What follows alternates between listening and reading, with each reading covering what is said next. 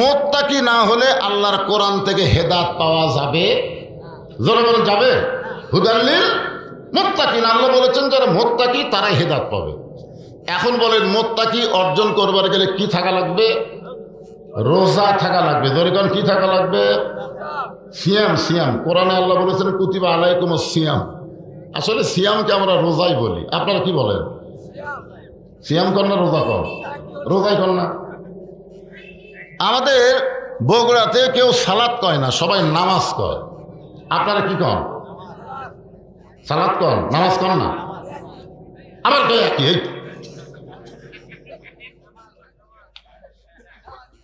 না না না, কোরআনে আল্লাহ কি নামাজের কথা বলছে? গোটা কোরআন শরীফ খুঁজে একটা জায়গাও নামাজ পাবেন না। আমাদের এক ভণ্ড এক নামাজিকে বলছে তুই যতই নামাজ পড় কোরআন হাদিসে নেই, কোরআন হাদিসের কোনো জায়গাত নামাজ নাই রে। ও আমার কাছে দৌড়ে এসে বলে হুজুর কোরআনে নাকি নামাজ নাই। আমি আসলেই নাই। তাহলে এত কষ্ট করে আমরা নামাজ পড়তেছি। আমি বললাম পাগলা, কোরআনে নামাজ নাই। নামাজ হলো ফার্সি শব্দ, আরবি হচ্ছে সলাত। কোরআনে সিয়াম আছে, রমজান আছে, কিন্তু রোজা নাই। রোজা হলো ফার্সি শব্দ। কোরআনে জান্নাত আছে, জাহান্নাম আছে, কিন্তু দোজখ বেহেশত নাই। গোটা কোরআনের মধ্যে দোজখ বেহেশত আছে, এগুলো ফার্সি শব্দ। তো যাই হোক, এই যে আল্লাহ বললেন রোজা থাকলে লাআল্লাকুম তাত্তাকুন, আশা করা যায় তোমরা মুত্তাকি হবে। আর মুত্তাকি না হলে আল্লাহর কোরআন তোমাদের হেদায়েত দেবে না। একটা লাইন আছে না নাই? জোরকার আছে না নাই? এই রমজান মাসে হোটেলের দরজাত কালো পর্দা দিয়ে তারা খাবি। আপনাদের বাগমারায় আছে এরকম? আল্লাহর কোরআন দিয়ে যেদিন বাংলাদেশ চলবে, রমজান মাসে এরকম পর্দা দিয়ে খাওয়ার কোনো সুযোগ থাকবে? থাকবে? আমি অনেক বছর রমজান মাসে মক্কা মদিনায় উমরা করতে গেছি, যেখানে কোরআনের কিছুটা আইন চালু থাকার কারণে ওই এলাকার মানুষ কিভাবে রমজানকে সম্মান করে। আমি প্রথম যে বছর গেলাম, একটু রোজার 4-5 দিন আগে গেছিলাম। তো রমজানের চাঁদ সৌদি আরব ওঠার সাথে সাথেই ঘোষণা হয়ে গেল যে খাদ্য দ্রব্যের দাম যা ছিল, কোরআন নাজিলের রমজান মাস পাওয়ার কারণে প্রত্যেকটা খাদ্য দ্রব্যের দাম অর্ধেক হয়ে গেল।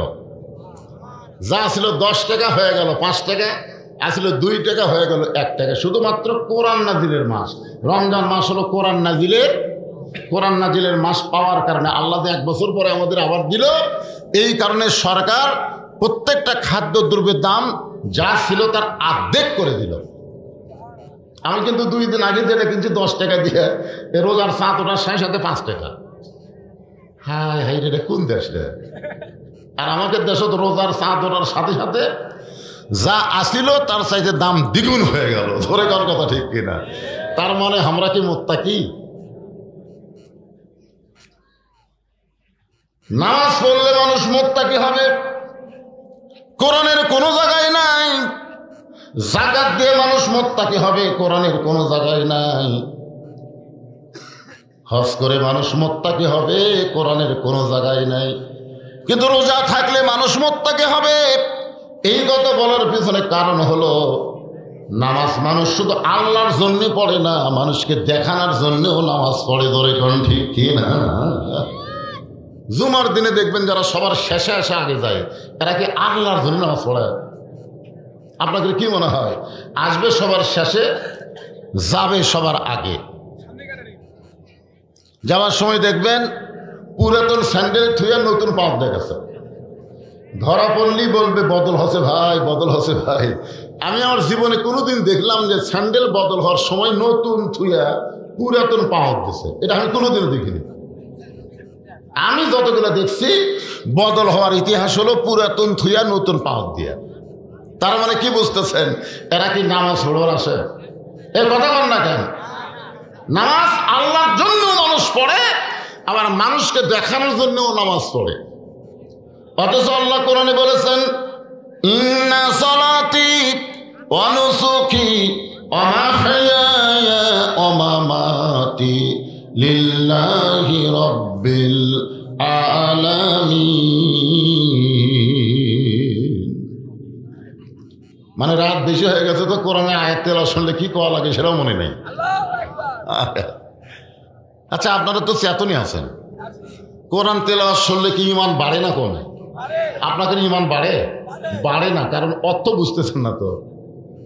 আমি বললে আমার এক আত্মীয়ের বাসায় গেছিলাম, দেখি খাঁচার মধ্যে ময়না পাখি। জোরে কারণ কি পাখি? ময়না পাখি। তো ওই ময়না পাখিকে এমন একটা শিক্ষা দেওয়া হয়েছে যে গেট খুললেই, কেউ যদি গেট খোলে, গেটের একটা সাউন্ড আছে, ময়না পাখির কানত গেলে চাম আলাইকুম, মানে গেট খুলতে চাম আলাইকুম।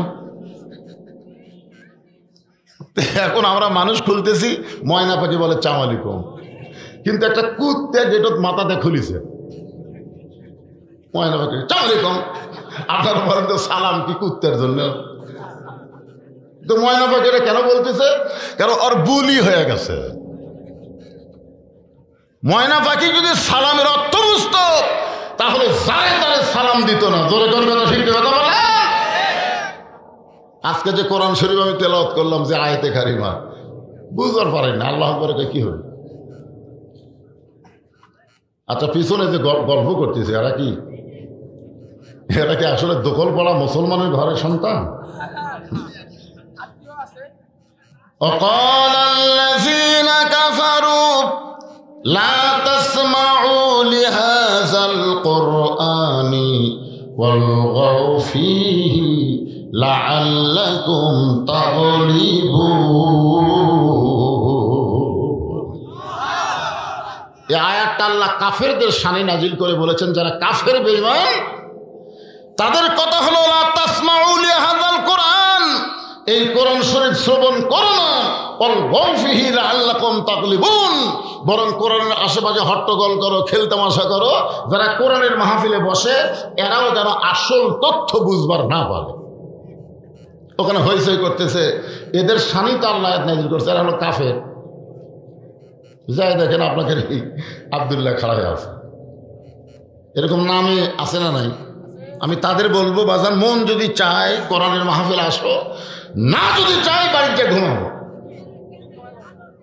অযথা রাস্তার মধ্যে,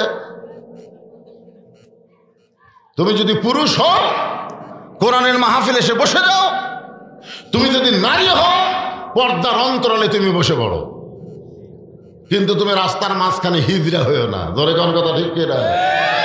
মরদ মানুষ সবচাইতে দুর্নীতিবাজ তারাই যারা কোরআনের মাহফিলের কথা বলে বাড়ির থেকে বের হয়, অথচ কোরআনের মাহফিলে না বসে রাস্তায় হট্টগোল করে।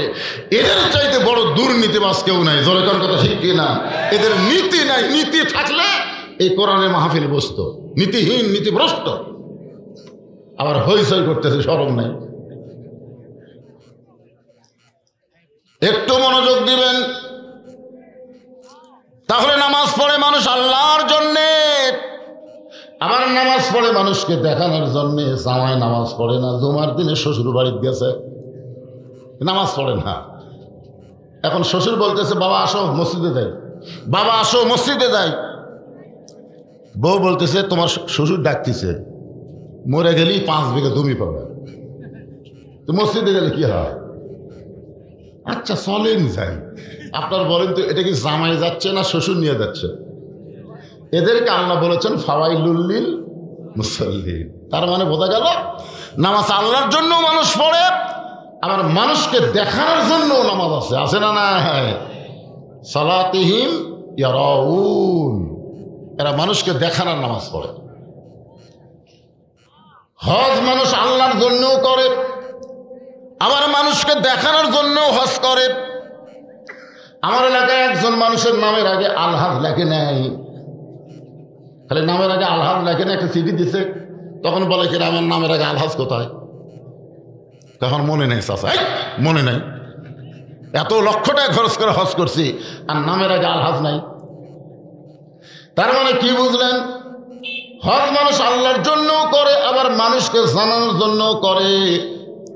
যাকাত মানুষ আল্লাহর জন্যও দেয়, আবার মানুষকে দেখানোর জন্য যাকাত দেয়। দেয় কি দেয় না? কোন গরিব মানুষ যদি যায় রমজান মাসে, কয় না ভাই আজ দেবো না, 23শে রমজান, 23শে রমজান। যত লোক যাবে ধনির বাড়ি সবাইকে বলবে 23শে রমজান সকাল 10টায়, 23শে রমজান সকাল 10টায় সব গরিব মানুষ যখন জাকাত দিয়ে বেড়াচ্ছে, তখন ক্যামেরাম্যান সেট করে হচ্ছে, তোমরা খালি ছবি তুলবো, ভিডিও করবা, আমি জাকাত দিচ্ছি, জনগণ যেন জানে। জাকাত কার জন্যে? জোরে বলেন কার জন্যে? আল্লাহর জন্যও দেয়, এবার মানুষকে দেখানোর জন্যও দেয়। কিন্তু শুধুমাত্র রমজান মাসে রোজা এইটা শুধুমাত্র আল্লাহর জন্য হয়, মানুষকে দেখানোর জন্য 16 ঘন্টা কেউ না খাইয়া না পানি পান করা থাকবে না। ধরে গান ঠিক কিনা? আপনি মানুষকে দেখানোর জন্য রোজা থাকেন? ঠিক আছে ভাই, আমি রোজা আছি, আমি রোজা আছি ভাই। আচ্ছা ঠিক আছে, আপনি যখন গোসলখানাত গেলেন তখন দরজা বন্ধ, জানলা তো নাই, এই কঠিন গরমের মধ্যে আপনার কলিজা খালি ছটফট করতেছে, মাথার উপর দিয়ে ঠান্ডা পানি ঢালতেছে, মুখের মধ্যে ঢোকে না, কথা আমার ঢোকে কে ঢোকে না। আমি দেখছি এক রোজাদারের অজু করতে সামান্য করতেছে, এ ভাই কি হচ্ছে রে? হুজুর আমার সন্দেহ হচ্ছে, মনে হয় পানি। আচ্ছা আপনার বলেন তো, ওর যে গলার মধ্যে পানি গেছে এটা কেউ জানে? ওয়াক ওয়াক করতেছে কেন? কি বুঝলেন? এটাই হলো লাআল্লাকুম তাত্তাকুন। কেউ জানে না, দুনিয়ার কেউ জানে না, শুধু ভিতরে সন্দেহ হয়েছে, আল্লাহ সব দেখতেছে। দরকার কথা ঠিক কি না? মাথার উপর ঠান্ডা পানি ঢালতেছে, ওই পানি নাকের উপর দিয়ে মুখের মধ্যে যায়, কুলি করে ফেলে দেয়। মনটা বারবার বলে দরজা বন্ধ, জানলা নাই, এক গিলাস ঠান্ডা পানি খা, কেউ দেখতে পাবে না।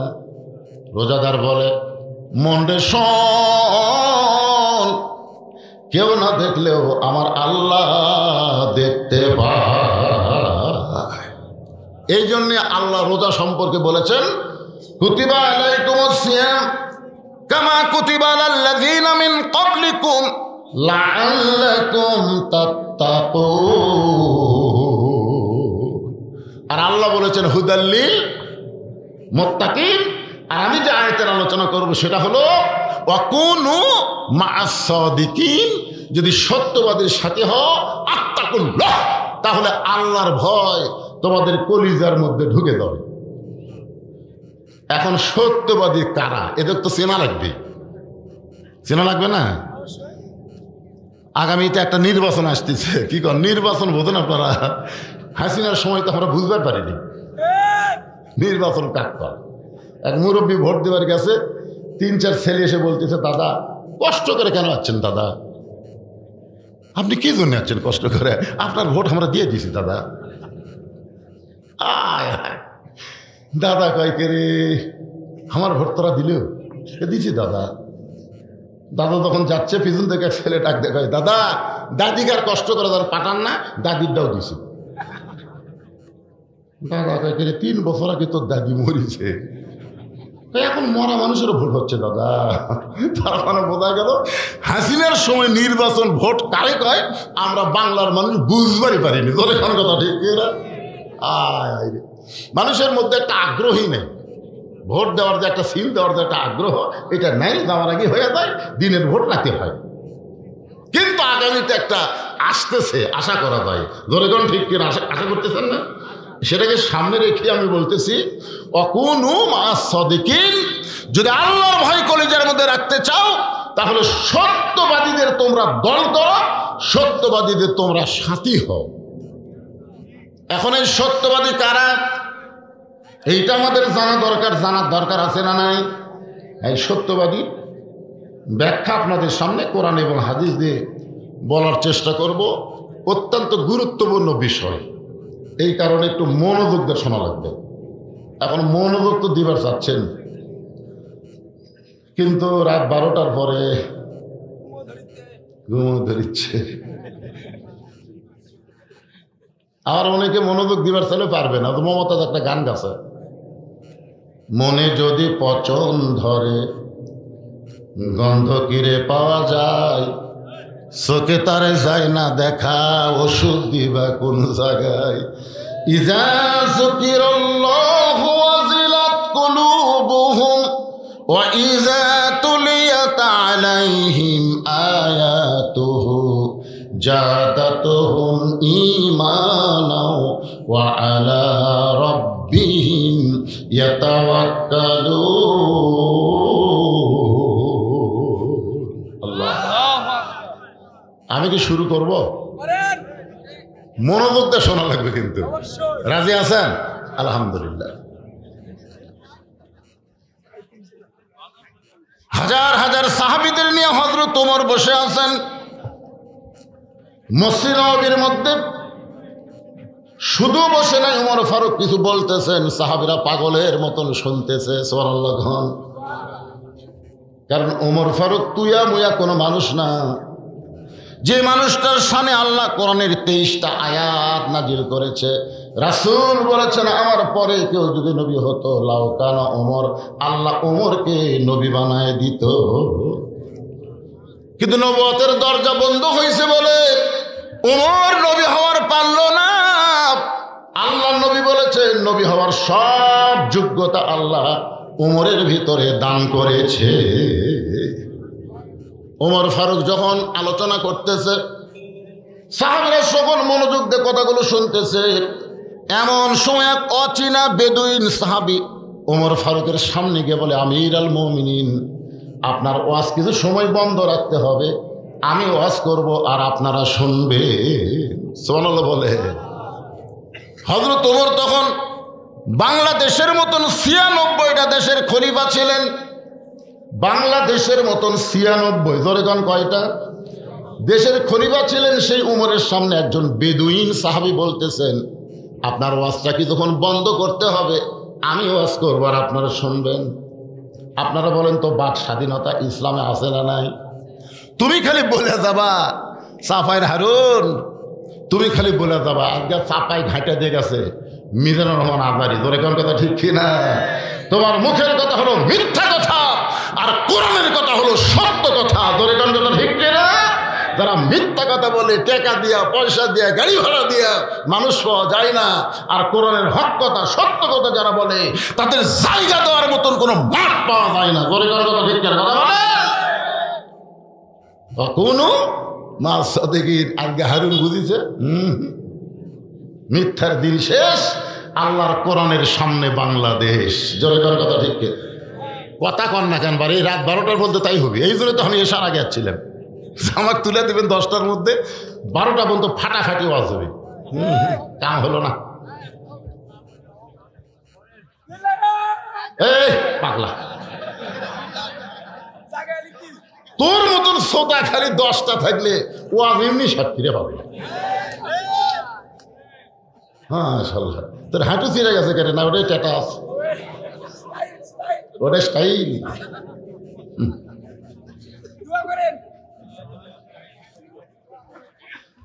হাজার হাজার সাহাবীরা ওমর ফারুকের ওয়াজ শুনতেছে, ওমর ফারুক ওয়াজ করতেছে। এমন সময় একজন অচেনা সাহাবী, বেদুইন সাহাবী ওমর ফারুকের সামনে এসে বলতেছে, আপাতত আপনার ওয়াজ বন্ধ করেন, আমি কিছু কথা বলতে চাই সবার জন্য। আমাকে বর্তমান নেতা হলে আর একজনের মাইক দিবি দিবি, কিন্তু আমাকে দেওয়া লাগে। গতকাল আমি যেখানে ওয়াজ করলাম এটা হলো সোনাতলার মধ্যে, নেতা এসে বসে আছে এসার নামাজের সময়, কিন্তু খালি খোঁজ নিচ্ছে মানুষ কত। দ্বিতীয় বক্তার সঙ্গে খুব একটা হয়নি। আমি ওয়াজ দুটা যখন সমস্ত মানুষ জমে গেল, ইতিমধ্যে নেতা এসে হাজির। তখন সভাপতি বলল, হুজুর আপাতত 5 মিনিটের জন্য মাইক নেতাকে দেন। দেখছেন, কোরআনের আলোচনা হচ্ছে, তাফসির হচ্ছে, সেই মাইক কাটালিয়া নেতাকে দেওয়া লাগতেছে। না দিলি ধর্ম নিয়ে আমরা ব্যবসা করে খাই, না দিলেই বলবে ইসলামের সাথে রাজনীতির কোনো সম্পর্ক নাই। জোরে কথা কন না কেন? একটু মনোযোগ দিয়ে শুনবেন। সঙ্গে সঙ্গে ওমর ফারুক বললেন, ঠিক আছে তুমি কি বলতে চাও, তোমার কথাও আমরা শুনতে চাই। বেদুইন সাহাবী বললেন, শুধু শুনলে হবে না, মনোযোগ দিয়া শোনা লাগবে। মনোযোগ।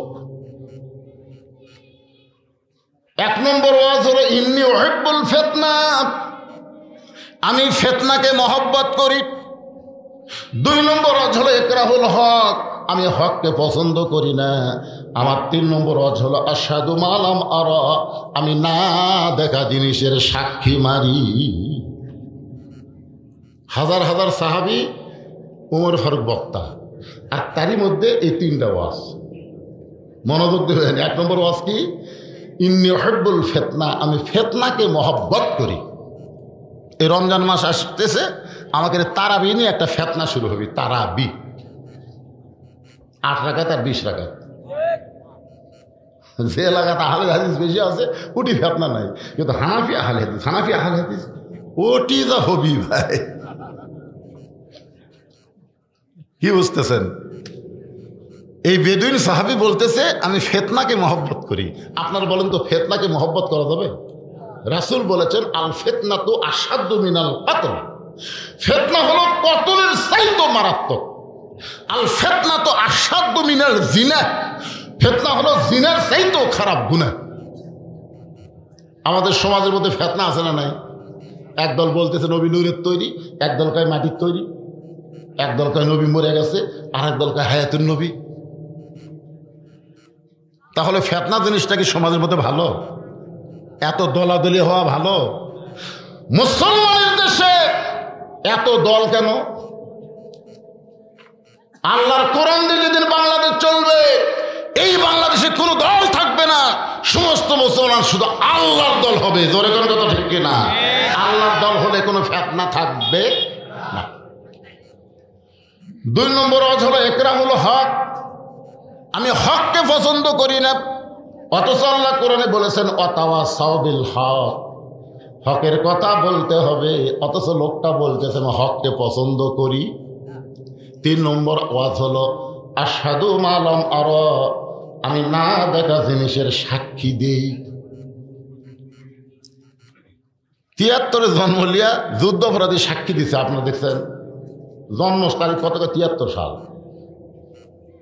ফিরে তার যুদ্ধ অপরাধী করলে 71 সালে। তুই কেমনে বুঝিস? মায়ের কোলে গল্প করলে শুনছি রে। ওই মায়ের মুখে শুনিছে আর সেই কথার উপর বিশ্বাস করে সাক্ষী দিছে, আর সেই সাক্ষীতে ভালো ভালো মানুষগুলোকে জেলখানা বন্দি করছে। ধরে করে কথা ধরে না কেন?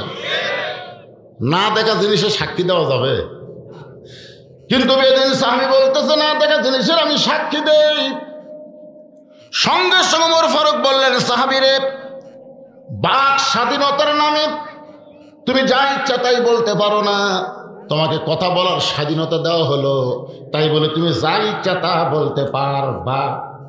যেমন বলেছিল মমতাজ, আগে করো রে মন আখেরের কাজ, ধ্যান যোগে হয় দিলের নামাজ। ও তোমার পাঞ্জে গানা নামাজ পড়া লাগবে না।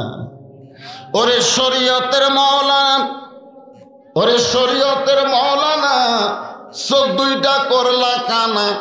কোরআন হলো 90 পারা, তোমরা খোঁজা পাইলা না। কিছুই কর না। সুবহানাল্লাহ, নাউযুবিল্লাহ। এই কথা মমতাজ বলছে। বাক স্বাধীনতার নামে এমন কথা বলা যাবে না। তুমি যে 3টা কথা বললা, তুমি তওবা করো। একজন মুসলমান হয়ে এমন কথা বলতে পারে না। মুসলমান ফিতনাকে কোনোদিন মহব্বত করতে পারে না। মুসলমান হককে অপছন্দ করতে পারে না।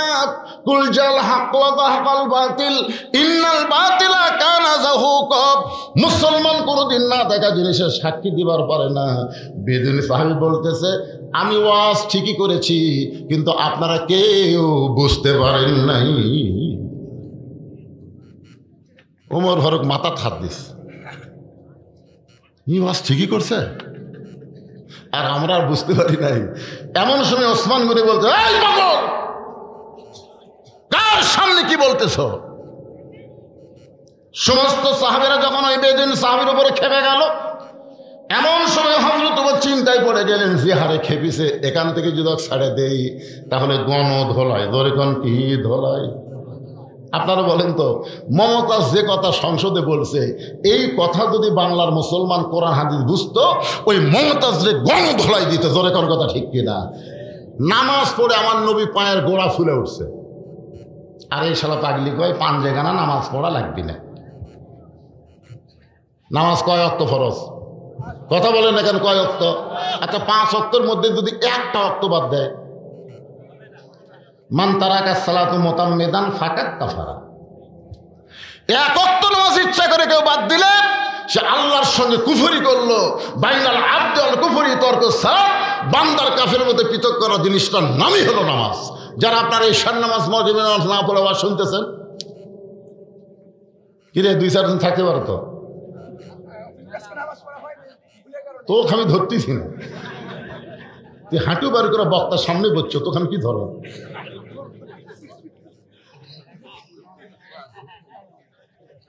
বিরক্ত হচ্ছে, বেশি রাতে তুলে দিলে এরকম না হাসি কাশি দিলে হবে, তাই একটু ঘুম টুম ভাঙার লাগবে তো ভাই দা। আচ্ছা মনে করেন আপনাদের মধ্যে কেউ মাগরিব এসা পড়েনি, খবর আগে মরিছে, কি করবেন? ও ভাই জানারা কি করবেন? হ্যাঁ আল্লাহ জান্নাত দিও, আল্লাহ অতি সোজা। একটু মনোযোগ দিয়ে শুনবেন। উমর ফারুক জনগণের হাত থেকে ওই বেদুইন সাহাবীকে বাঁচানোর জন্যে তাকে কারাগারে বন্দি করলেন। যে কারাগারে বন্দি করার নাম হলো নিরাপত্তা দেওয়া। জোরে কোন কি দেওয়া? ছাড়া দিলে তো জনগণ ছাড়বে নাকি? আপনারা বলেন তো, নবীর সাহাবেদের ইমানকে আমাদের মতন দুর্বল না সবল? ওমর ফারুক নিরাপদ আশ্রয় দেওয়ার জন্য তাকে কারাগারে বন্দি করলেন। এশার নামাজ পড়ে হযরত ওমর যখন বাড়িতে আসলেন, বাড়িতে আসার পরে তিনি দেরি করতেন না, তাড়াতাড়ি খাওয়া দাওয়া করতেন। কারণ ওমর ফারুকের একটা অভ্যাস ছিল, ঘুম পাড়ার চাইতে মক্কা মদিনার মানুষ কেমন আছে নিজের চোখে ছদ্মবেশে দেখা। ওমর ফারুকের বিবি আগে থেকেই সেটা জানে, যার কারণে খাবার সাজায় রাখে দস্তরখানায়। ওমর ফারুক এসে দস্তরখানায় খাবার দিকে দোয়া পড়তেছে, আল্লাহুম্মা বারিক লানা। আপনার পড়েন, দোয়া পড়েন, আল্লাহুম্মা বারিক লানা ফিমা রাযাকতানা ওয়াকিনা আযাবান নার। এই দোয়া পড়ে বিসমিল্লাহ বলে খাওয়া লাগবে। আপনার কি বলে খান? বিসমিল্লাহ আলা বারাকাতিল্লাহ বলে। ছোট ছোট দেখতেছেন গোস্ত আছে, মাছ আছে, ইচ্ছা মতো বসা মরে।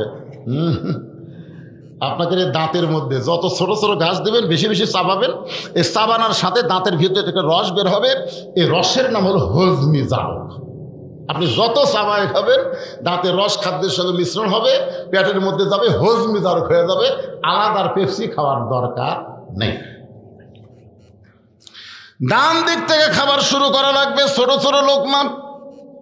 ওমর ফারুকের রুটি হালুয়া নিয়ে যখন ছোট লোকমা মুখে দিতে চায়, ইন্নাল্লাহা ইয়ামুরুকুম আন তুআদ্দুল আমানাতি ইলা আহলিহা ওয়া ইযা হাকামতুম বাইনান নাস আন তাহকুমু বিল আদল। জোরে বলেন আল্লাহু আকবার। রুটি ছিঁড়া হালুয়া নিয়ে যখন মুখে দেবার যাবে, এমন সময় বিবেক বলে, ওমর তোমারে ক্ষুধা লাগতেছে আর তুমি খাচ্ছ, কিন্তু যাকে নিরাপত্তার নামে কারাগারে বন্দি করেছ তার না খাওয়ায়া তুমি কেমনে খাও?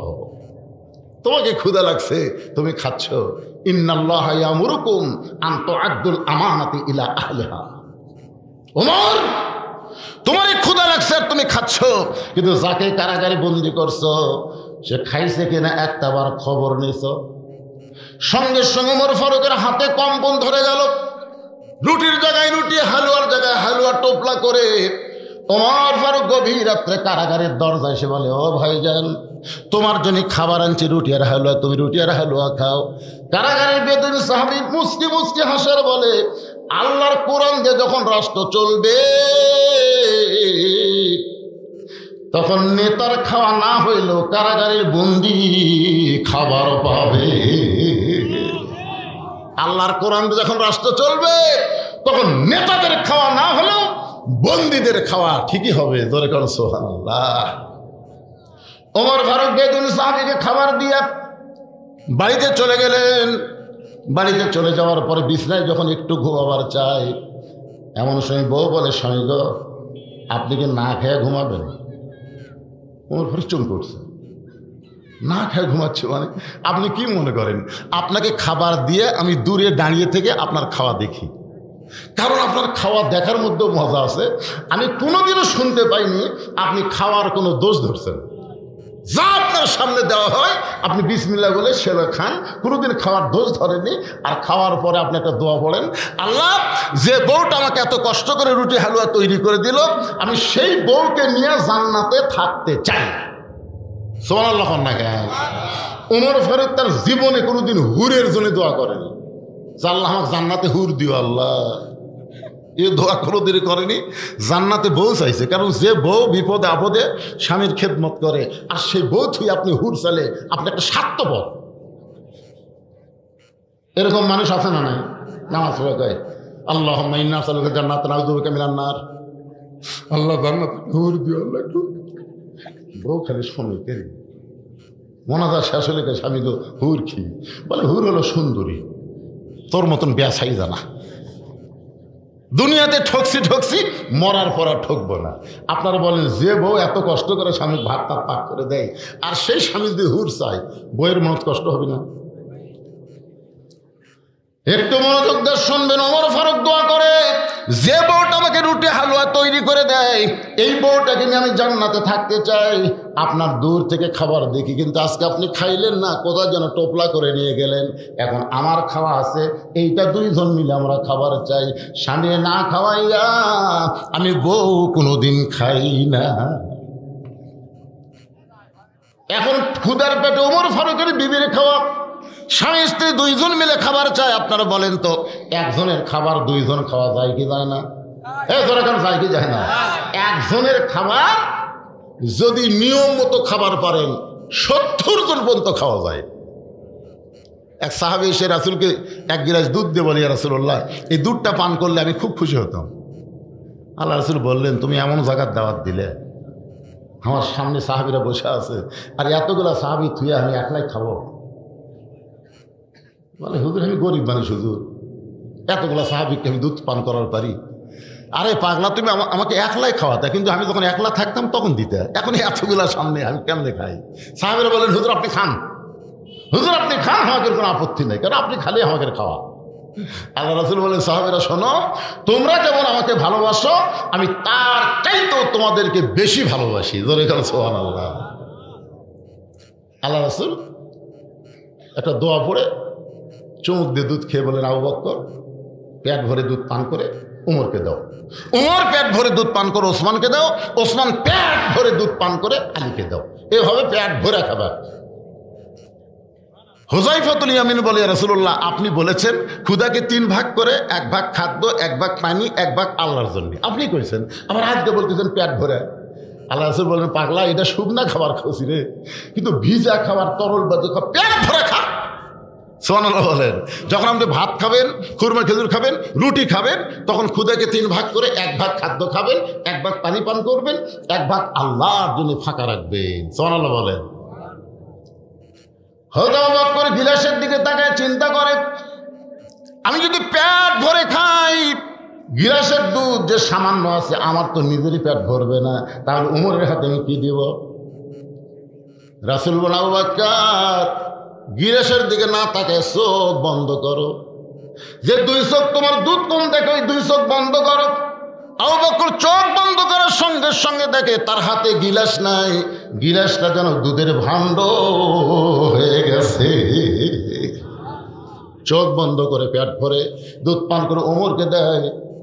ওমর ফারুক বলে, আবু বকর ভাইজান ঢক ঢক শব্দ শুনলাম, তুমি দুধ যে পান করলে এটা বুঝবার ফেললাম, ঢকঢকি শব্দ ফুরাইনি কেন? বাল্যে গো আননি আল্লাহ আয়া। আবু বকর চোখ বন্ধ কর। নবী আবু বকরকে শিখে দিছে, এখন আবু বকর নবী ওমরকে বলতে চোখ বন্ধ করো। ওমর ফারুক চোখ বন্ধ করে দেখে দুধের গিলাস দুধের বালতি হয়ে গেছে। পেট ভরে দুধ পান করে ওসমানকে দেওয়ার সঙ্গে সঙ্গে বলে চোখ বন্ধ করো। সবাই চোখ বন্ধ করে খায়। সমস্ত সাহাবীর পেটটা ভরে গেল। তারপরে দুধের গিলাস দাওয়াত করে সাহাবীকে দেয়। সাহাবী তাকায় দেখে যেমন দুধ তেমনি আছে। হুজুর কি হলো? আল্লাহ নবী বললেন, তুমি হলা দাওয়াতকারী আর খাওয়ানোর মালিক হলো আমার আল্লাহ। ওমা মিন দাব্বাতিন ফিল আরদি ইল্লা আলাল্লাহি রিজকুহা। ভারত যতই চেষ্টা করুক, এরা সব কিছু বন্ধ করে দিলেও আমাদের 1 তিল পরিমাণ ক্ষতি করতে পারবে না, কারণ মুসলমানের রিজিক দাতা হলেন আল্লাহ। জোরে বলেন কে? ওরা কয় চিনি বন্ধ করে দিলাম, আলু বন্ধ করে দিলাম, পেঁয়াজ বন্ধ করে দিলাম, দে বন্ধ করে। কি বন্ধ করে যেদিন থেকে দিছে সেদিন থেকে আমাদের জিনিসের দাম কমিছে না বাড়িছে? দে বন্ধ করে দে। বাংলার মুসলমান আমেরিকার দিকেও তাকায় না, ভারতের দিকেও তাকায় না। বাংলার মুসলমান তাকায় আছে কোন দিকে? আরো জোরে বলেন। হাসবি আল্লাহু নিমাল ওয়াকিল ওয়া নিমাল মাওলা ওয়া নিমান নাসির। এখন স্ত্রীর খাবার দুইজনে খাচ্ছে।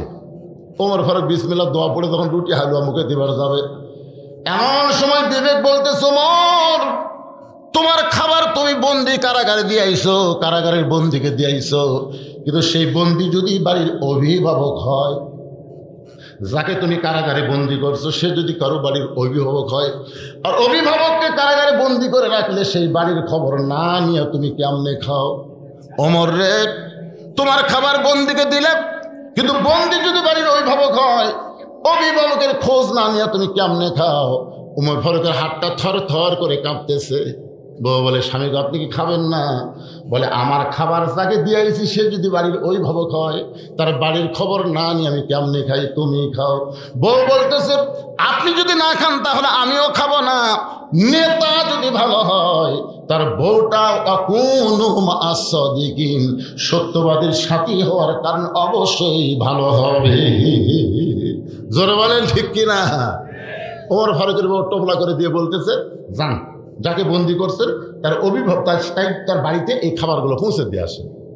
ওমর ফারুক গভীর রাত্রে খাবার টোপলা নিয়ে যে বেদুইন সাহাবীকে বন্দি করেছে তার পরিবারের খোঁজ নেওয়ার জন্য পাহাড়ি এলাকার মধ্যে গেলেন। পাহাড়ি এলাকার মধ্যে গিয়ে দেখেন একটা ছোট্ট বাচ্চা রাস্তায় বসে গভীর রাত্রে কাঁদতেছে আর বলতেছে, বাবা এত রাত হয়ে গেল, এখন পর্যন্ত আপনি কেন বাড়ি আসতেছেন না? ও বাবা, আপনি কি জানেন না আমি আপনাকে ছাড়া খাইও না, আপনাকে ছাড়া আমি ঘুমাই না। বাবা এত রাত হয়ে গেল, আপনি কেন আসতেছেন না? ওমর ফারুক বুঝতে পারলেন যাকে কারাগারে বন্দি করে রাখছি এটা নিশ্চয়ই তার সন্তান হবে। সুবহানাল্লাহ না খেয়াল। ওমর ফারুক বাচ্চাটার কাছে গিয়ে বললেন, বাবা কোনো কাজে তোমার বাবা আজকে আটকে গেছে, কোনো কাজে তোমার বাবা আটকে গেছে, আজকে হয়তো আসতে পারবে না। আমি তোমার বাবার দরদ দিয়া তোমার জন্য খাবার আনছি, এই খাবার তুমি খাও, আল্লাহর শুকরিয়া আদায় করো। ছোট্ট বাচ্চা ওমর ফারুকের দিকে তাকায় বলে, এই পাগল, তুমি কি আল্লাহর কোরআন পড়ো না? ওমর ফারুককে বলো, কবি গভীর রাত্রের পথিক, তুমি কি আল্লাহর কোরআন পড়ো না? আল্লাহ কোরআনে বলেছেন, ওয়াকাদা রাব্বুকা আল্লা তা'বুদু ইল্লা ইয়াহু ওয়া বিল ওয়ালিদাইনি ইহসানা। আল্লাহু আকবার। তুমি কি আল্লাহর কোরআন পড়োনি? বাবা শুধু বাবাই, বাবা ছাড়া অন্য কেউ যদি বাবার দরদ দিবার চায় সেইটা আমি অ্যালাউ করি না। তুমি যতই আমাকে বাবার দরদ দিবার চাও, আমার বাবা শুধু বাবা, বাবার জায়গায় অন্য কাউকে আমি ঢুকাতে পারি? কথা কন না কেন? এখন বাবার ডাকাত কে ঢুকছে? আব্বা। সেদিন দেখলাম বগুড়া থেকে সব প্রাগত করে গরু নিয়ে যাচ্ছে বাবার দরবারে। আমার দয়াল বাবার দরবারেতে কেউ ফিরে না কালি হাতে। আপনি বলেন তো, কেউ যদি বলে আমার দুই পাপ, তাহলে জনগণ মনে করবি আর ভেজাল আছে রে। আসলে বাপ কয়টা? আর জোরে কোরআনে যে বাপের কথা বলতেছে যে আল্লাহর ইবাদতের সাথে অন্য কাউকে মিশ্রণ করা যাবে না, আল্লাহর ইবাদতের পরে পিতা মাতার প্রতি হেসান করো, দয়া করো, ভক্তি করো। তুমি আমাকে যতই বাবার দরদে খাবার দিবার চাও, আমার বাবা ছাড়া আমি কোনোদিন খাইও না, কোনোদিনই ঘুমাইও না। ওমর ফারুক এই ছোট বাচ্চাকে কান্দে করে নিলেন, কারণ বাবা ছাড়া খায়ও না, বাবা ছাড়া ঘুমায়ও না। এখন কি করবে? ওমর ফারুক এই বাচ্চাকে কান্দে করে নিয়ে বেদুইন সাহাবীকে বন্দি করে রাখছে, ওই জেলখানার দরজা নামায় দিলেন। বাচ্চা দৌড়ে গিয়ে তাকায় দেখে জেলখানার মধ্যে বাপ বন্দি। জেলখানার দরজায় গিয়ে চিৎকার করে বলে, ও বাবা, কে তোমাকে জেলখানায় বন্দি করেছে? খালি একটাবার নাম বলো, আমি তাকে সাইজ করবার চাই। সুবহানাল্লাহ। বাবার দরজায় গিয়ে বলতেছে, বাবা কে তোমাকে বন্দি করছে? খালি একটাবার নাম বলো, নাম ডাকো, আমি তাকে সাইজ করবো। ওমর ফারুক দূর থেকে মুচকি মুচকি হাসতেছে। আসলেই তাই, প্রকৃত সন্তান যারা হবে তারা বাবার কষ্ট দেখলে এমন কথাই বলবে। প্রকৃত সন্তান যারা হবে তারা বাবার কষ্ট দেখলে কি হবে? খুশি হবে। এ কথা কর না কেন, খুশি হবে? তাহলে আপনার বউ যে আপনার মাথার তেল দেয় আর গুনগুন করে কান্দে, কে গো মাথার তেল দিয়ে কান্দো কেন? পায়ের গোড়া ভেজলিন মেখে দেয় আর কান্দে, পাকাতে বাতাস করে গুনগুন করে কান্দে। স্বামীকে কান্দো কেন? কান্দার কারণ বলবো না, বলবো না। কান্দার কি হয়েছে গো বলো না, বলবো না। স্বামী কয় বলো কি হয়েছে, বললে তুমি বিশ্বাস করবে না তো, আগে বলো আমার মাথা সে বিশ্বাস করবে। স্বামী বইয়ের মাথার হাত দেবো, আচ্ছা ঠিক আছে বিশ্বাস করবে। তোমার বুড়া বাপ আর বুড়ি মা সব সময় খালি খেট খেট করে, তুমি যখন চাকরি করবার দাও, ব্যবসা করবার দাও, এই বুড়া বুড়ির অত্যাচারে আমার কলিজার আগুন ধরে গেছে। তুমি যদি তোমার বাপ মায়ের সাথেই থাকতে চাও তাহলে আল্লাহর রাস্তে আমার বাপের বাড়ি পেটে দাও, আর যদি আমার সঙ্গে জান্নাতের সংসার করবার চাও তাহলে তোমার বাপ মা বাদ দেওয়া লাগবে। অমা আলাইনা ইল্লাল বালাক। আমার যা ওয়াজ আসলে আমি শেষ করছি, এখন তোমার ওয়াজ কি? ওয়াসাইনাল ইনসানা বিওয়ালিদাইহি ইহসানান হামালাতুহু উম্মুহু, জোরে বলেন আল্লাহু আকবার। সঙ্গে সঙ্গে স্বামী দাঁড়ায় বলতেছে ওঠ ওঠ। বউ বলে আপনি এত রাগ করছেন কেন? আমি চোখ বন্ধ করে দেখলাম রে, তোকে যদি সকালে ছাড়ে দিই আমি বিকালে বিয়া করে পারবো। আমি চোখ বন্ধ করে দেখলাম বউ ছেড়ে দিলে বিয়া করে দেবি, তুই যদি মরে যাস আর বইয়ের অভাব হবে না। তো যেটা মরে গেলে ছেড়ে দিলে পাওয়া যায় সেটার উপর আমার খুব একটা দরদ নেই। কিন্তু সেই মা মারা গেলে, সেই বাবা মারা গেলে কিয়ামত পর্যন্ত এর বাপ মা পাবো না। আমি বইয়ের বুদ্ধি শুনে সেই বাপ মাকে ত্যাগ করব না। দরকার হলে তোকে 3 তালাকের গাড়ি করে তোর বাপের বাড়ি পাঠাইয়া দিব। কয় তালাকের গাড়ি? বউ দৌড়ে এসে স্বামী পা ধরে বলতেছে আমি আপনাকে পরীক্ষা করলাম, আপনি আসল। পরীক্ষা করলো তার বস। আমরা হলে সেই সন্তান যে বাপার বিরুদ্ধে আমাদের কাছে কোনো কথা বলা কাজ হবে। এই মায়েরা ভালো করে শোনেন, আপনার স্বামীকে আপনার শ্বশুর শাশুড়ির বিরুদ্ধে কথা বলতে পারবেন? শুনবেন, আপনারা শুনবেন, কথা শুনবেন। আপনার বউ যদি আপনার বাপের বিরুদ্ধে মায়ের বিরুদ্ধে কয় আপনি কার পক্ষে যাবেন?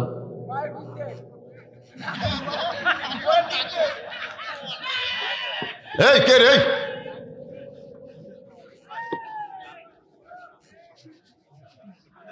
আমি কি আমার কথা কইলাম না আল্লাহর কথা? আল্লাহর কোরআন থেকে আপনাদের বুঝাই দিচ্ছে। মনে যান ওমর ফারুক দূর থেকে দেখতেছে আর মুচকি মুচকি হাসতেছে আর মনে মনে বলতেছে আসলে যোগ্য সন্তান। বাবাকে বন্দি দেখে অবশ্যই সন্তান বলবে কে বন্দি করছে বাবা, খালি নাম কত? বেদুইন সাহেব বললেন পাগল, আমাকে যেই মানুষটা বন্দি করেছে তার নাম হলো হযরত ওমর। সঙ্গে সঙ্গে ছোট বাচ্চা কারাগারের দরজা বেশি বলতেছে বাবা ওই মহামানব যখন আপনাকে কারাগারে বন্দি করছে নিশ্চয় আপনি অন্যায় করছেন। আচ্ছা কিছুক্ষণ আগে কি বলছে? খালি নাম কর, নাম বললি সাইজ কর্ম। আর এখন নাম শুনে কারাগারের দরজায় বসে কান্দে বলে বাবা ওই মহামানব যখন আপনাকে কারাগারে বন্দি করছে তাহলে অবশ্যই আপনি অন্যায় করেছেন। আপনি বলেন তো নামটা শোনার সঙ্গে সঙ্গে ছেলেটা বাবার বিরুদ্ধে গেল, ওমর ফারুকের পক্ষে যাওয়ার কারণ কি? আত্মা করলাম অকুনু মা'আস সাদিকিন। আল্লাহু আকবার।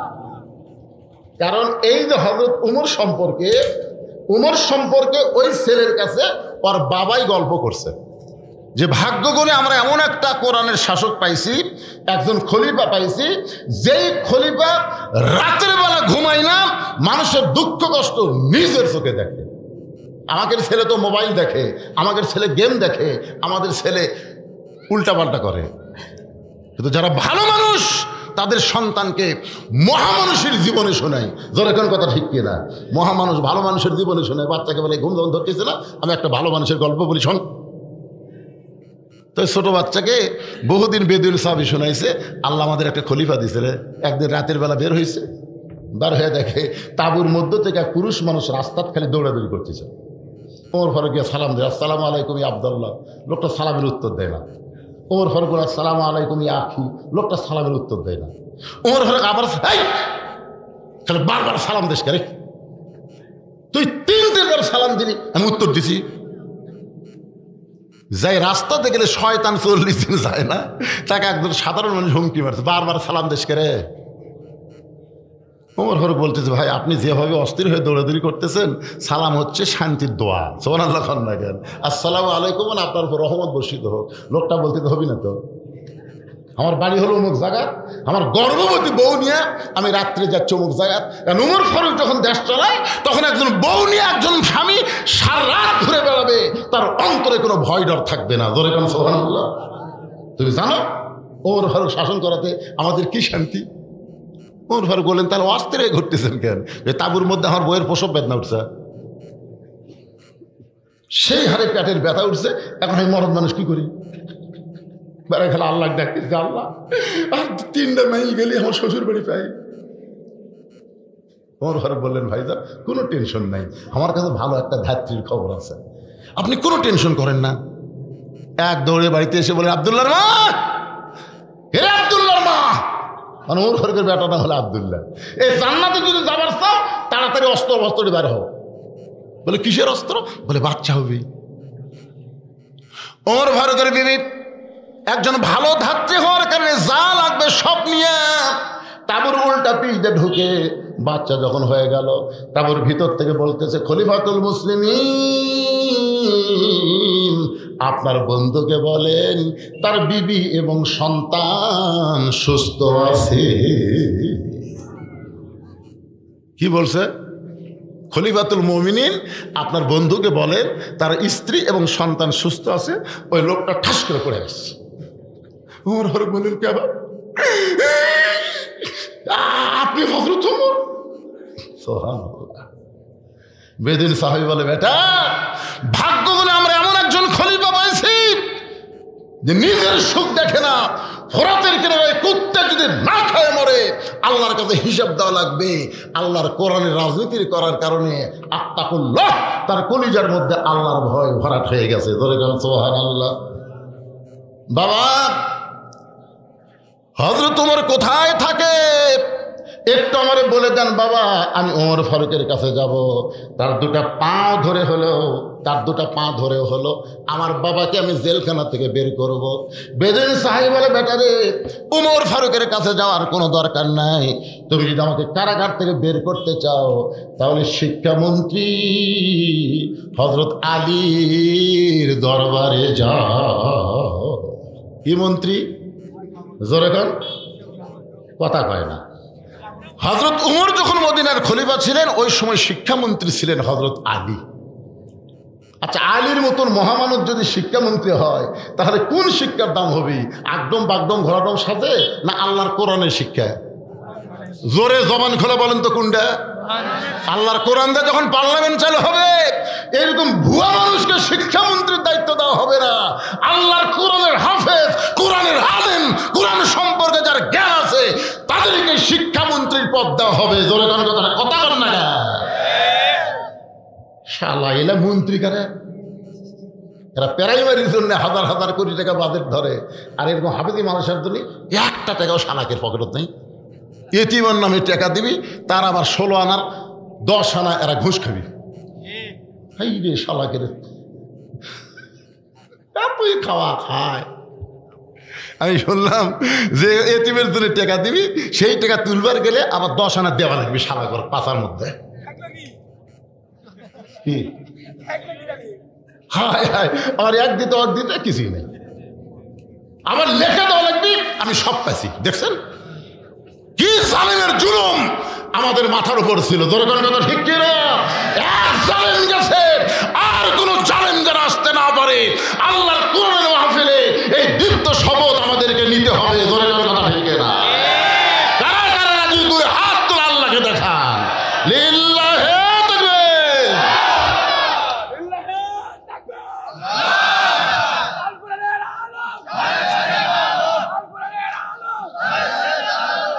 তাকবীর।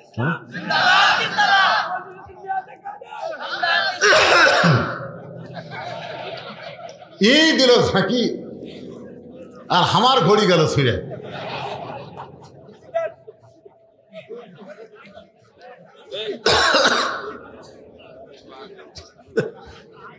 না, এইরকম 2-4টা পাগল থাকলে আপনার রাত যখনই তুলে দেন ওয়াজ হবে। হ্যাঁ, এই তো শরীর চেতন ধরে। আরে এবার হাঁটু ঢাকছে পারে, দেখেন এর নামই তো কোনো ওয়াজ সদিকে। দেখছেন হাঁটু বার করে থুসল, কয়টাই টেটাস, এখন হাঁটু আছে। আল্লাহর ভাই কলেজের মধ্যে যদি রাখতে চান অকুন ওয়াজ সদিকিন, সত্যবাদীদের সাথে হন। তুমি যদি তোমার বাবাকে জেলখানা থেকে মুক্ত করতে চাও তাহলে ওমর ফারুকের দরবারে গিয়ে কোনো লাভ হবে না। তুমি বের করতে চাইলে শিক্ষামন্ত্রীর কাছে যাওয়া লাগবে। শিক্ষামন্ত্রীর নাম হলো হযরত আলী। ধরে বলেন নাম কি? বেদিন সাহেব বলে, বানান শোনো, কি কারণে আমাকে জেলখানায় বন্দি করে রাখছে? আমি 3টা ওয়াজ করছি। ধরে বলেন কয়টা? ইন্নী উহিব্বুল ফিতনা, ইকরাহুল হক ওয়া আশহাদু মা লাম আরা। এই 3টি ওয়াজ না বোঝার কারণে ওমর ফারুকের নেতৃত্বে সমস্ত সাহাবীর সম্মতিতে আমাকে জেলখানায় বন্দি করে রাখছে। কিন্তু ওই যে হাজার হাজার সাহাবী ছিল ওমর ফারুকের সামনে, ওই মধ্যে হযরত আলী ছিল না।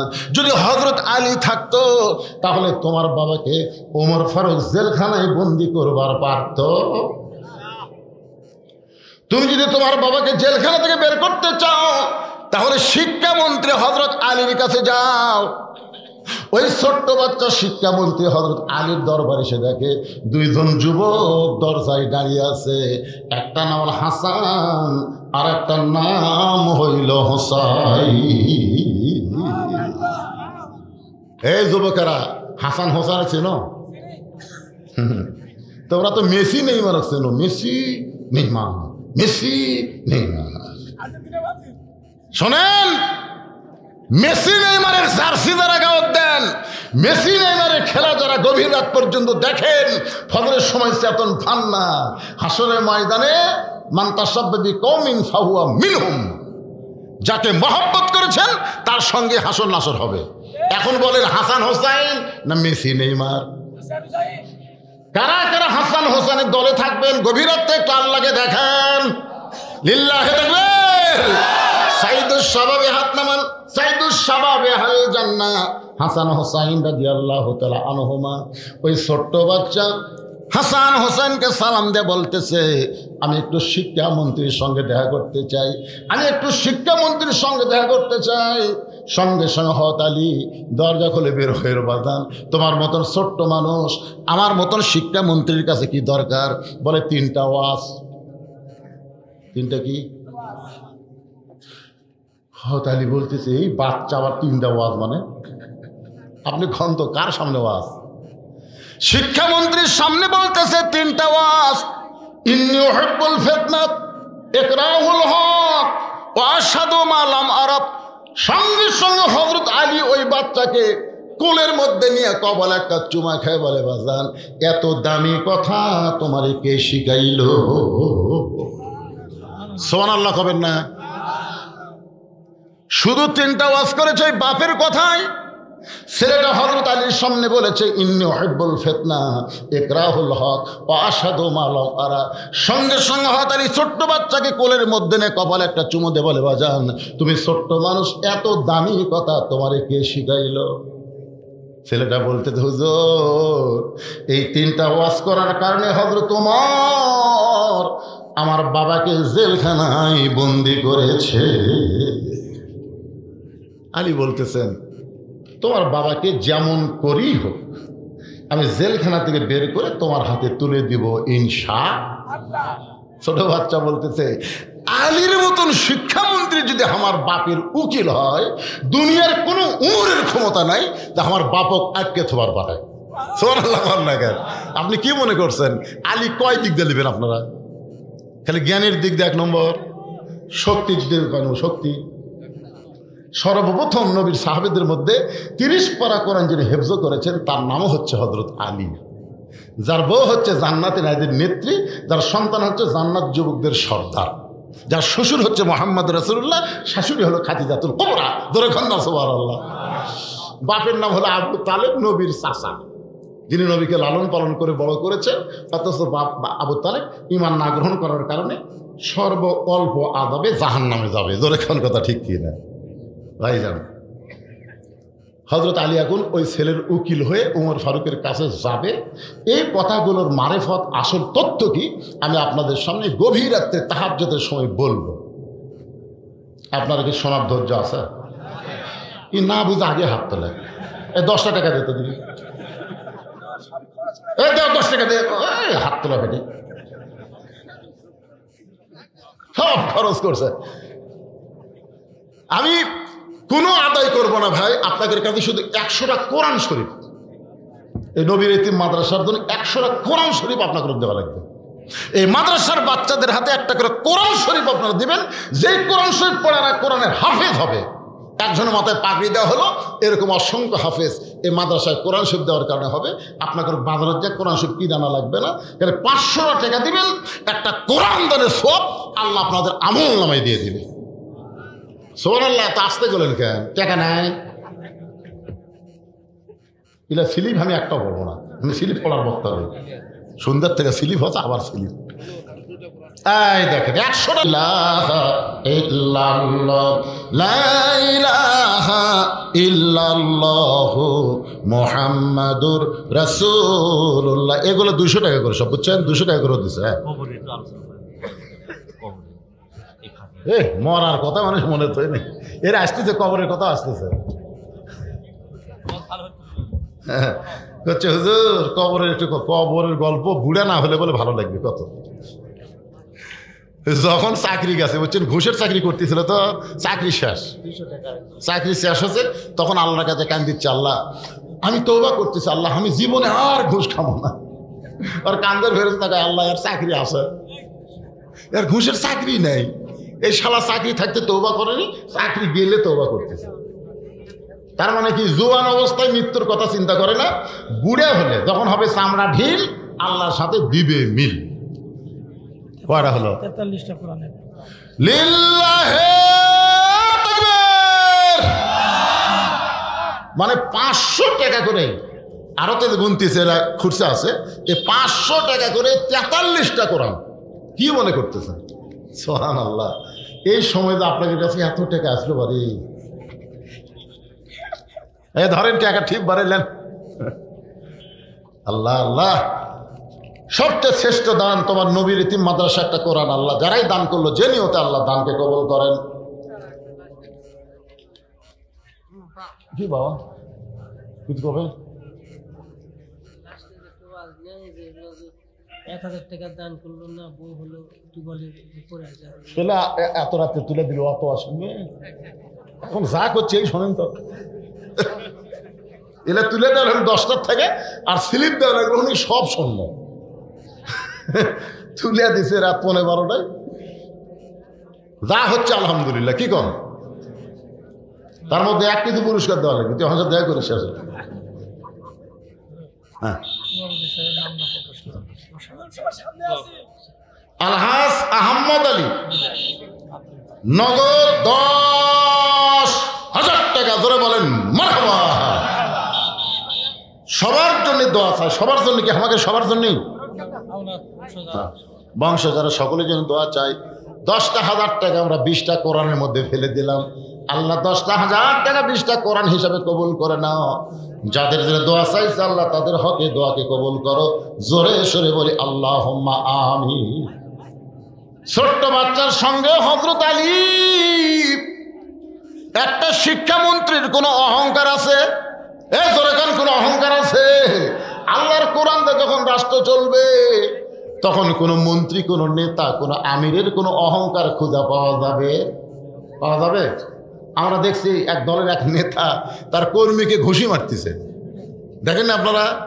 এখন তো কেরামান কাতিবিন হয়ে গেছে ভাই, কোনো কিছু করবে সাথে সাথে ক্যামেরা বন্দি হয়ে যাবে। আবার আমাদের দেখলাম ইসলামী দলের একজন আমির একটা ভ্যানওয়ালাকে বুকের মধ্যে জড়ায় কপালে চুমা খায়। জোরে কোন কথা ঠিক কিনা? যত বড় আমির হও, নেতা হও, কোনো অহংকার রাখা যাবে না। রাগকে পানি করতে হবে। সন্ত্রাসীমূলক কোনো ভাষা উচ্চারণ করা যাবে না। আমরা কিছুই করতে পারবো না, সব করার মালিক কে? হাসিনা কিন্তু বলেছিল এ দেশ আমার বাপের, এ দেশ আমার, এ দেশ আমার বাপের, আমার দেশ। উকুন বাসার মতন জামাত বিএনপিকে খুঁজে বার করো। আমি আজকেও দেখলাম ফেসবুকে এটা আবার নতুন করে দিছে, বিএনপি জামাত কোথায় আছে? উকুন যেরকম মেয়ে মানুষের মাথার উকুন বাসে, এরকম উকুন বেচা বেচা তাদেরকে বার করো। আল্লাহ কাক বার করার কে বার হয়? সাবেক প্রধানমন্ত্রী দেশনেত্রী বেগম খালেদা জিয়াকে রাজকীয়ভাবে লন্ডনে নিয়ে যাওয়া হলো। দেখেন, রাজকীয়ভাবে রাজকে সম্মান দিয়ে তাকে লন্ডনে নিয়ে যাওয়া হলো। আর হাসিনা চোরের মতন পলে গেল। শেষ ভালো যার, সব ভালো তার, শেষ খারাপ যার, সব খারাপ তার। ধরে কোন কথা, ঠিক কথা বল না? বেগম খালেদা জিয়া মেয়ে মানুষ হলে কি হবে? তার ভাষণের মধ্যে কোনো সন্ত্রাসী কোন কথা শুনছেন? কোনো সন্ত্রাসী, কোনো মিথ্যা না। শহীদ জিয়াও যেরকম, বউটাও মালটাও সেরকম। মাশাআল্লাহ। বেটা একটা তারেক রহমান লন্ডন থেকে যে ভাষণ করে দিচ্ছে, দেখবেন কোনো ভাষণের মধ্যে কোনো সন্ত্রাসী কথা নেই। আর আমাদের কতগুলো হসে, ও বাবা রে, তোর কুকুন বাঁচার মতন বাঁচবি রে, তোরা সামনে যাওয়া পারবো না। তারেক যাতে সব নোট করতেছে কারা কারা সামনে ইলেকশনে যাবে। যাই হোক, আল্লাহর বান্দার একটু মনোযোগ দিবেন। সম্মান দেওয়ার মালিককে তো ইজ্জুমান তাশা অতুযিল্লু মান তাশা বিয়াদিকাল খায়র ইন্নাকা আলা কুল্লি শাইইন কাদির।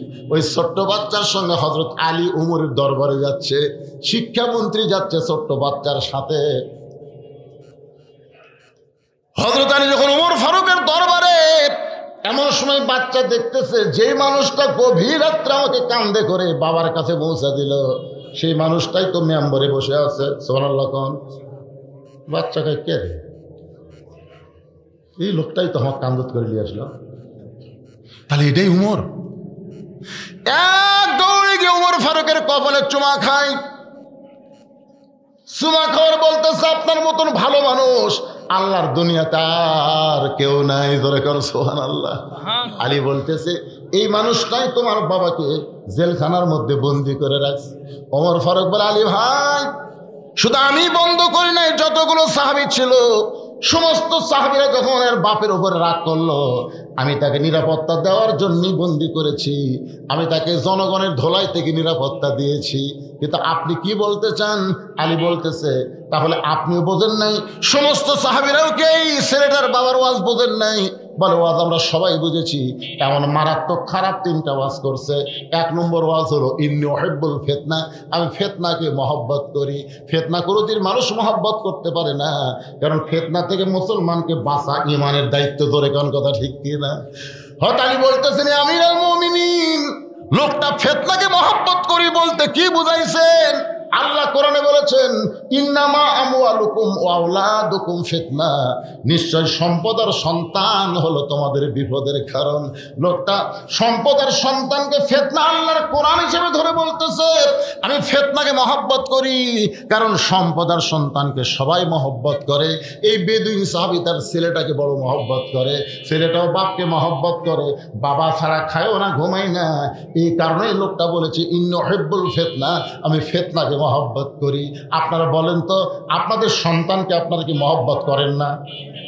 আপনাদের সম্পদকে আপনাকে মহব্বত করেন না? এই সম্পদের সন্তান ফিতনা বলেছেন কোরআনে আমার আল্লাহ। উমর ফারুক বলতেছে, আমরা খালি শব্দগত বিচার করছি ভাই, এর ভিতরে তো ঢুকি নাই। কিন্তু লোকটা কেন বললেন ইকরাহুল হক, আমি হককে পছন্দ করি না। আলী বলতেছেন, জাত সাকারাতুল মাউত হাক্কুন, প্রত্যেকটা মানুষের জীবনে মৃত্যু সত্য, মৃত্যু সবার জীবনে হক। জোরে কোন কথা, ঠিক কিনা? এখানে যত মানুষ আমরা বসে আছি, আমরা যে মরবো এ ব্যাপারে কারো সন্দেহ আছে? এ কথা কর না কেন, সন্দেহ আছে? তারপরও মৃত্যুকে আমরা পছন্দ করি।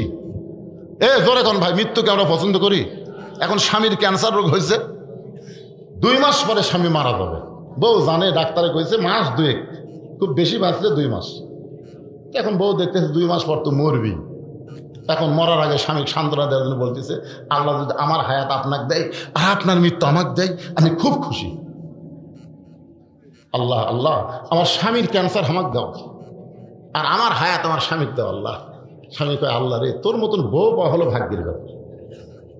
দেখ তুই আমাকে এত ভালোবাসিস যে আমার রোগ তুই নিবার চাস, তোর হায়াত আমাকে দিবার চাস, তোর মতন বউ দুনিয়াতে আর কেউ নেই।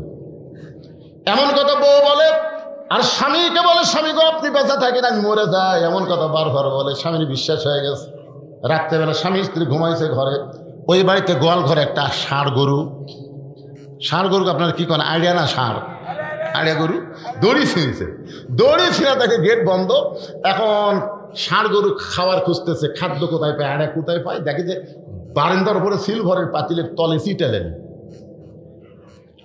সিটালেলে এত নিচে ষাঁড় মুখ দিয়া সিটালেলে হাতও পায় না, মাথা দিয়ে কিন্তু লালি হাতত পায় না, বুঝছেন? বড় পাতির তো সিটালের তলে, ওই জোর করে তখন যাবার তো শিং ছোট, একটা জোরের কারণে শিং ভিতরে ঢুকে লালি খাওয়া আছে, কিন্তু শিং আর পাল্লার থেকে বাড়ায় না, তাহলে মাথা এই করতেছে কিন্তু না, পাখির আর ষাঁড়ের মাথা ছাড়ে না। ষাঁড়া কোনো করতে করতে স্বামী স্ত্রী যেই ঘরে ঘুমে আছে ওই ঘরের মধ্যে ঢুকছে। বউ চিল্লায় ভাবতেছে কি রে তো আজরাইল হবি, চিল্লায় বলতেছে ভাই আজরাইল, ও বাবা আজরাইল, খবরদার আমার কাছে আসো না বাবা, ওই যে আমার স্বামী ক্যান্সার রুগী, তুমি কি দেখতে পারো না? স্বামী কয় কে গো কি হয়েছে? বলে আজরাইল ঢুকছে, তোমাকে দেখে দিল। স্বামী বলে তুই না দিনের বেলা কইলি আমার মৃত্যু আমার হায়াত আল্লাহ আপনাকে দেখ, আপনার মৃত্যু আমাকে দেখ, তুই কতবার কইলি আর কানলি? বউ বলতেছে মৃত্যুর কথা সবাই মুখে বলতে পারে, কিন্তু অন্তর দিয়া কেউ মরবার চায় না। ইকরাহুল হক, আমি হককে পছন্দ করি না। প্রত্যেকটা মানুষের জীবনে মৃত্যু হোক, এরপরও মৃত্যুকে পছন্দ করে না। আমাদের সবাইকে মরতেই হবে, ধরে বলেন কথা ঠিক কিনা? মিশে মায়ায় বন্দি থাইকা করলাম কত খেলা, পশ্চিমে তাকায় দেখো তোমার ডুইবা গেছে বেলা, এক পলকের নাই ভরসা, মিশে সকল আশা, কখন বুঝি দারুর ঝড়ে ভাঙবে তোমার বাসা। ওমর ফারুক কান্দের বলে আলী রে, লোকটা তো ঠিকই বলেছে, ইকরাহুল হক, হককে পছন্দ করি না। আসলেই তো মৃত্যু আমরা কেউ পছন্দ করি না। ওমর ফারুক বলে আলী বুঝতে পারলাম, আমরা শুধু শব্দগত অর্থ দেখেছি, কিন্তু ভিতরের মারেফতকে আমরা বুঝতে পারি নাই। কিন্তু লোকটা যে কইল আসাদু মালাম আরাব, আমি না দেখা জিনিসের সাক্ষী বাড়ি, এইটা কেমনে বুঝাবা? আলী বলতেছে শুধু বেদুইন সাহাবী না, আপনিও করেন আমিও করি। ওমর ফারুক বলে আলী আমি না দেখা জিনিসের সাক্ষী বানি, সেটা কি? আলী বলতেছেন আশহাদু আল্লাহ ইলাহা ইল্লাল্লাহ, আমরা কোনদিন আল্লাহকে দেখি নাই, তারপরেও আল্লাহর সাক্ষ্য দেই। ওমর ফারুক এক দৌড়ে গিয়ে বেদিন সাহাবীর দরজা খুলে বলতেছে ইয়া আইয়ুহাল্লাযীনা আমানুত্তাকুল্লাহা ওয়া কুনু মা'আস সাদিকিন।